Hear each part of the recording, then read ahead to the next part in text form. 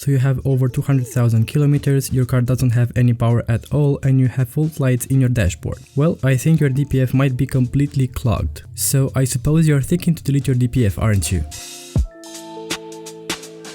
Unfortunately, I know how to delete a DPF, even if I couldn't say that I recommend doing so. As you may probably know, it's kinda illegal to drive without your DPF. First of all, you need to unmount the DPF itself, and to do that, you might need to cut the exhaust. Then, what you need to do is to clean up all the ceramic material and literally everything within the filter. Make sure that you're wearing a mask and safety equipment. Fine particles with a diameter of 2 microns will penetrate your skin, and make sure you don't inhale any soot or dust from the DPF. It's extremely harmful. Okay, after you remove your DPF physically, you need to change the software of your ECU. If you run without a DPF and the car knows that it has a DPF, it will always want to enter regeneration mode. You will also have diesel contamination in the engine oil and you won't have any power. By remapping the ECU, you basically make the car drive as if it never had a DPF. Oh, and one interesting thing. How do you recognize a car which should have a DPF but it doesn't have it? Well, first of all, if you run an MOT test in specific countries, they measure particulate matter. But if you don't measure it, how do you know? Well, look around the car, on your door, under the hood, and you should find a square with a value. That value within the square stands for diesel smoke opacity. Cars with DPFs have an allowed smoke opacity between 0.30 and 0.70, and trust me, a car with a DPF doesn't emit any smoke. If the DPF is removed and you floor the acceleration in neutral, you will see a ton of smoke.